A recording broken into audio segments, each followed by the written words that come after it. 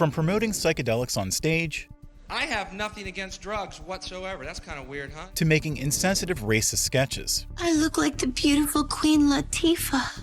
these comedians went from center stage to canceled in record time, starting with George Carlin, a counterculture icon of the 1970s and beyond, who decided to turn a microphone into a Molotov cocktail. George Carlin didn't care who he offended. He wasn't chasing applause. He was chasing the truth. Now I probably got some other group pissed off at me because I said fruit.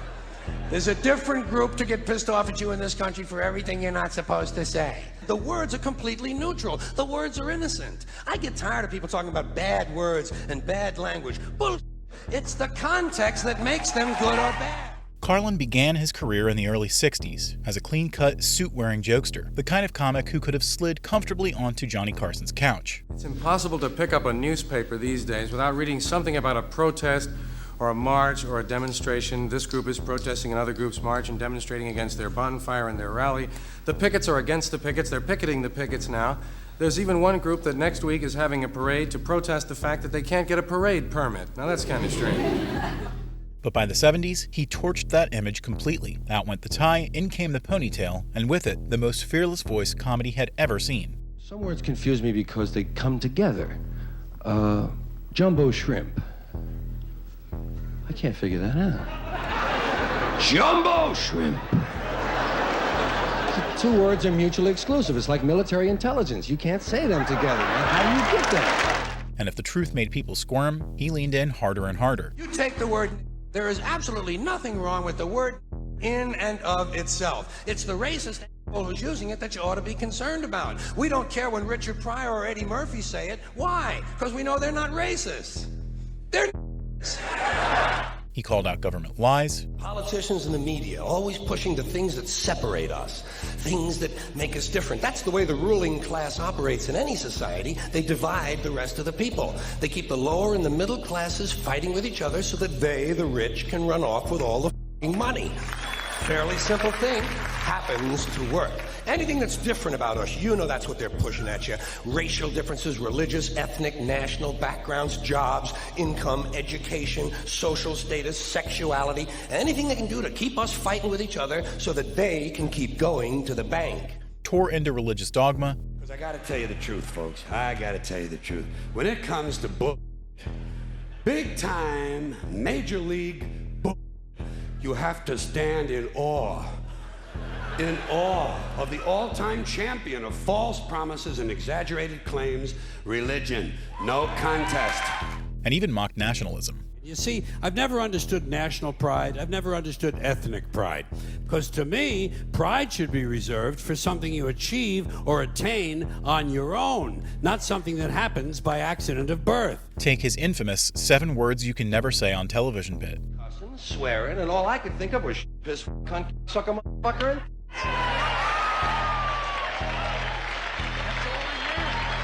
It's a routine so legendary and so profane, it got him arrested in Milwaukee in 1972, and this is what he had to say about it. I didn't know there were, but it wouldn't have changed anything I did if I had known there were children in the audience. In fact, I think children need to hear those words the most because as yet they don't have the hang-ups.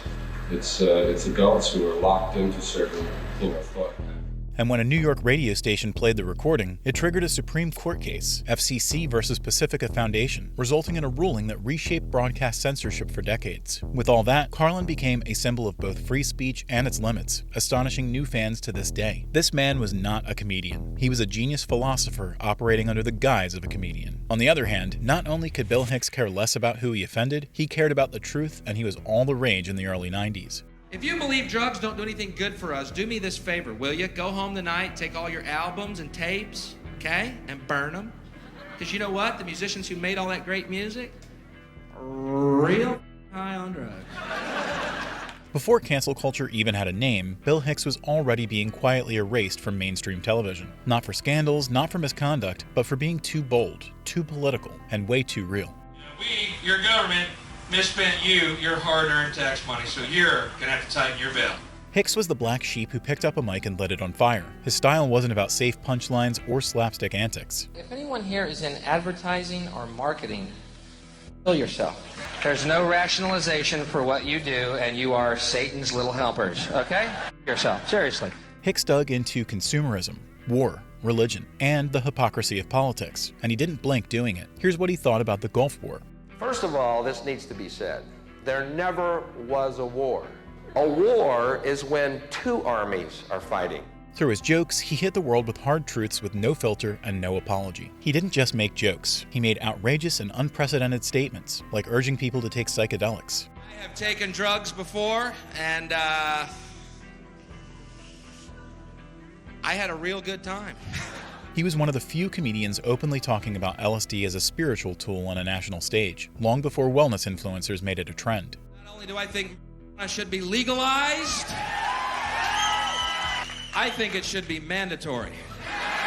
Bill Hicks was never just a comedian. He was a prophet with a mic, and the audience didn't just laugh, they listened. I see why he is missed. Even though I was around, I never experienced his comedy till now. If laughter is the best medicine, this man was a healer. But the networks weren't laughing. In 1993, Hicks taped a full set for The Late Show with David Letterman, but it was completely cut for touching on sensitive topics that clashed with TV's sanitized, sponsor-friendly image. I think it's interesting to note how people act on religious beliefs. You know what I mean?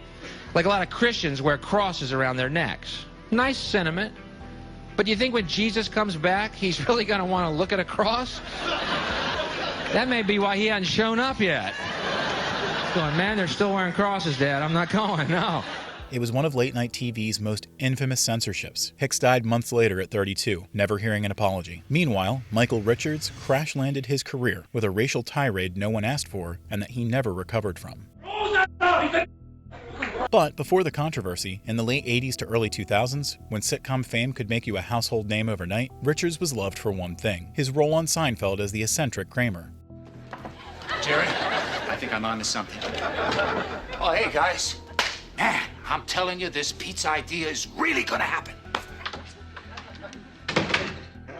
He won 3 Emmys and earned a spot in TV history, but it all unraveled in 3 minutes on stage in 2006 at the Laugh Factory in Los Angeles.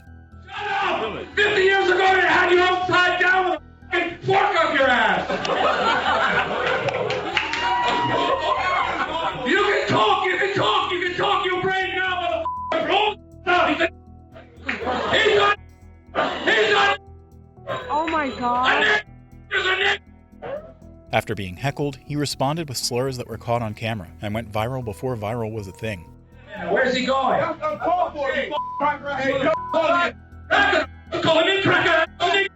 But the audience didn't hold back. They gave Richards a harsh taste of his own medicine. Not funny. That's what you reject. Never had no show, never had no movie. Son, do it, that's it. Oh, I guess you got me there. You're absolutely right. His reputation never recovered, although he tried to make amends. I canceled myself out. Certainly getting to a place where I could forgive myself because I have to move on. He remains one of comedy's most infamous flameouts, and comedy fans still agree. 18 years later, this still hasn't been topped in terms of career-ending rants. On the other hand, Andrew Dice Clay took controversy head-on and built his entire act around it. In the late 80s and early 90s, shock comedy didn't just exist, it packed arenas, and at the center of it was the Dice Man himself, Andrew Dice Clay, who was not just edgy, but unapologetically offensive by design. I don't see too many Philly, you know? Out in L.A., Manhattan, you got them all over the place. Brooklyn, we don't have any gay people. They're all... He blurred the line between character and real-life provocateur. Little Miss Muffet sat on a tuffet, eating a curdsome weight. Look at my Spidey sat down beside, he said, hey, what's in the bowl? Your hair? To his fans, he was the raw, uncensored voice of the everyman. To critics, he was misogyny in a mic stand. Either way, Clay was the first comedian to sell out Madison Square Garden 2 nights in a row. But with a great spotlight came a bigger target. The turning point for the comic was the 1989 MTV Video Music Awards. Clay took the stage and unleashed a set filled with slurs, sexual jokes, and attacks on women and the LGBTQ+ community. Rockabye baby on the treetop, your mother's... I ain't your pop.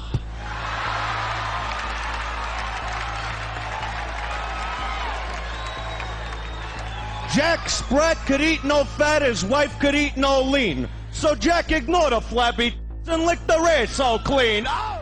His set was so foul that MTV banned him for life. I dig this crowd. We got some hot chicks right up front, eh?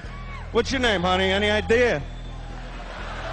I dig chicks. I dig them. A little too thin. I dig it, though, you know? I hate these chicks you're in bed with and they start complaining. Oh, my hip hurts. That's why I like these 600-pounders, you know? I like to know I'm banging a chick, and you know a chick is good to bang when she's bigger than the bed you're on. The performance caused backstage chaos, and according to Clay, producer Dick Clark nearly stormed the stage. Arsenio Hall had to hold him back physically. Nevertheless, Dice still made history. I got the backlash, you know. Yeah, you were the first to get the backlash. Yeah, but I was the first. Banned from MTV. Banned from MTV. Banned from MTV for jokes. Dice was novel and impactful during his time, but he's just not an evergreen comedian. If Clay made history by being unapologetically offensive on stage, then Sarah Silverman, rising from the late 90s comedy boom, proved that even satire delivered with a smile can explode just as loudly. Everybody blames the Jews for killing Christ, and then the Jews try to pass it off on the Romans. You know, I'm one of the few people that believes it was the blacks. Silverman's weapon of choice was shock humor, delivered with a disarmingly sweet voice and a straight face that made the punchlines hit even harder. I was raped by a doctor, which is, so bittersweet for a Jewish girl. Her jokes touched on race, religion, gender, genocide, topics most comics avoided entirely. Martin Luther King. Yeah. I want to be the first comic ever to on Martin Luther King.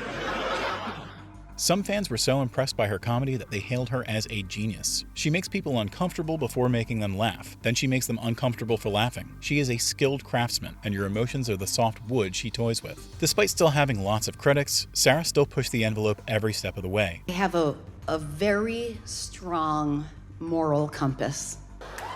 And then I realized that you can't say moral compass without oral kiss. And I was so excited. I was like, that's me! But she never expected it to push back so hard when, in 2007, during an episode of the Sarah Silverman program, she appeared in blackface, part of a sketch meant to comment on racism by flipping perspectives. I look like the beautiful Queen Latifah. Thanks. I love it. It's so Rhoda. New York, this is your last chance. Instead, she became an example of how satire can backfire fast. Your girl, actress Sarah Silverman, has been fired from a new movie. A lot of you are talking about this right now. The 48-year-old comedian was fired over a blackface controversy that happened 12 years ago on her Comedy Central show. Silverman later said the joke was meant to expose the ignorance of racism, not endorse it. But satire doesn't come with footnotes, and the backlash was swift and enduring. I was hired at SNL and almost immediately fired. I bombed for years. But it's all part of the journey, which is the fun part. What she once thought was smart commentary quickly became a case study in how satire can backfire, especially when delivered through controversial imagery. To her credit, Silverman didn't double down. She publicly apologized. Still of me on Twitter in blackface, and it's totally out of context. Right. And I tweeted it when Twitter was new and the people that followed me watched my show, and it was from that show. Right. And now it's just forever there, and it looks totally racist out of context, and I regret that. But by then, the damage was done, and the world doesn't forget anything that easily. Sarah Silverman isn't funny, first of all. Secondly, she tries way too hard to be that quirky, funny girl. But if Sarah's controversy was wrapped in edgy content, Louis C.K. proved that sometimes actions speak louder and way creepier than words. In the late 2000s to mid-2010s, when confessional comedy was king, Louis C.K. reigned as its most brutally honest voice. But I'm in Ireland, and there's an election, and there's a guy whose poster says, "Stop the That's his slogan. Stop the pedophiles. And here's the thing. Even if you're against the pedophiles, I wouldn't want my face with pedophiles all over the nation that I live in, you know? At his peak, Louis wasn't just a comedian. He was a genre, turning awkward truths and everyday misery into painfully relatable deadpan gold. Like if murder was legal, I might have killed a few people. I don't know. I'd love to think, I would never do that. But we really need the law against murder. For one simple reason. The law against murder is the #1 thing preventing. Even his FX show, Louis, blurred fiction and therapy, turning middle-aged neurosis into sharp, effortless social commentary. Every day you spend with your kids is torture. And it's because I love them. If I didn't love them, I wouldn't matter. I just play poker with my friends, come home later, oh, they're dead. But in 2017, the curtain dropped, and not in the way he wanted. 5 women have accused comedian Louis C.K. of sexual misconduct in a report released by the New York Times today. The New York Times expose alleges C.K. exposed himself to multiple female comedians in incidents dating as far back as 2002. Unlike many celebrities accused of sexual harassment charges at the time, Louis didn't deny them. I want to address the stories told to the New York Times by 5 women. These stories are true. And whether or not that was a smart move, the fallout was immediate. Follows the abrupt cancellation of the New York premiere of his controversial film, I Love You, Daddy, just hours before it was scheduled to occur tonight. Though he later returned to comedy, his comeback sparked outrage, dividing fans and critics over whether redemption was deserved or even earned. Oh baby, don't get me started. I liked CK so much, and finding out that behind his sensitive, racially aware facade was just another predator, and the way he has just slunk back into the edges of the spotlight is just repulsive. Him, and all the people who are enabling the While Louis C.K. faced backlash for what he did off stage, Amy Schumer's downfall came from what she brought on stage, and who it really belonged to. In the early 2010s, when Comedy Central was the launch pad for breakout comics, Amy Schumer wasn't just a rising star, she was the moment. We're at the Oscars. I mean, this is it. This is a dream come true. I can't even believe it. The only place I could think of that could be better than this is home. Oscar presentations, comedy specials, sold-out tours, even Trainwreck, a blockbuster she wrote and starred in, Amy had the industry in a chokehold. Her comedy style was brash, unapologetically raunchy, and self-deprecating to the core. I do okay in New York, you know, for a comedian. I'm bringing the thunder up here, okay? Comic? Come on, yeah. I usually do okay. In New York, I'm like a 6, like 7 with all the padding. But in Miami, I was like a -3. People were like, what the is that? Schumer carved a space in mainstream comedy by turning sex, body image, and feminist frustration into punchlines. Did you ever see an uncircumcised? You did? Did you know you were gonna see it? No, it's always a surprise party, right? And for a while it worked. She was hailed as refreshing, raw, and real. I didn't know that being pregnant could be really hard. I didn't know that because you all lie about it. Women don't tell you how hard it is. Because in movies, they don't show you. There's just a montage where the girl's in her office and she's typing and then she's like, and she runs to the bathroom, she throws up once. I throw up an exorcist amount every day. If you had a good pregnancy, like if you're someone who enjoyed being pregnant, I just hope your car flips over. But the honeymoon didn't last. What started as whispers of unoriginality turned into a full-blown backlash. Comedian Amy Schumer isn't laughing this morning over those accusations that she stole jokes. Take this bit from her show, live at the Apollo in 2015. I'm very old school. I think the guy should always pay on the first date for sex. Which is copied word for word from a 20-year-old stand-up routine from Wendy Liebman. Maybe I'm old-fashioned, but I like it when the guy pays. I mean that. Now, one stolen joke allegation could have been a stretch, but multiple nearly word-for-word accusations made her fans draw the line. Take this bit, for example. The guy trims his pubes, on the girl's face, and then throws the pubes. Now, compare it with Patrice O'Neal's set. You have a gorilla masker? Gorilla mask? That's it. You cut in her face, right? And then take some pubic hair and throw it at her. Fans started circulating clips and timestamps, pointing out routines that were suspiciously similar to Amy's. Still, Amy denied everything. I'm being accused of stealing jokes, and I wanted to come and talk to you about it and clear my name, because I would never, ever do that, and I never have. But even if she didn't steal the jokes, public opinion had shifted. By the late 2010s, the internet had turned on her. I like watching Amy Schumer because I don't have time to watch all the other comedians and hear their best jokes, so I come here knowing she will tell them for me. But while Schumer was flagged for plagiarism, Ellen DeGeneres got canceled for pretending she was nice. Occurring in the 2000s to mid-2010s when daytime talk shows ruled the screens, Ellen was the undisputed queen of kindness. Dancing with celebrities, giving away cars, and making kids happy on national television, at one point, Ellen was untouchable. Is this the first time you've been on TV before? No, honey. I've been on TV before. I was on the... Listen, I'll be honest with you. Yeah. I love Jesus, but I drink a little.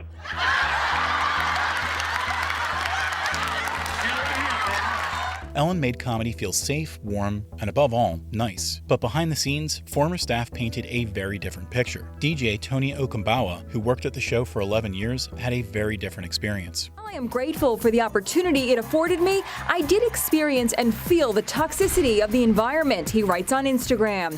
I stand with my former colleagues in their quest to create a healthier and more inclusive workplace as the show moves forward. Turns out, kindness wasn't part of the script. One ex-producer went on live TV and tore the curtain down. No, not a shock at all. The viewers have spoken. Her ratings have been in the toilet for a long, long time now. Her show has not been fun. It has not been interesting. And she's not really, by the way, stepping down. The viewers fired her. And then some more. Phony, liar, hypocrite. That's my reaction. She's known about this for 17 years. She's created this culture. I was there from day one. We were all petrified of her. She was not nice. Ellen downplayed the accusations as misunderstandings, but more allegations came out. A black woman who worked there for a year and a half alleged one senior writer told her, "I'm sorry, I only know the names of the white people who work here," and says she was reprimanded by the show's executive producer for suggesting the staff receive diversity and inclusion training. Even the guests had to endure Ellen's toxicity. They tell you, you can't be smarter, funnier than Ellen. She's the comedian and the star, not you. Soon, ratings crashed, trust evaporated, and eventually, her show was canceled, and the viewers could not be happier. 2 years later, she has no show. I love when people get what they deserve.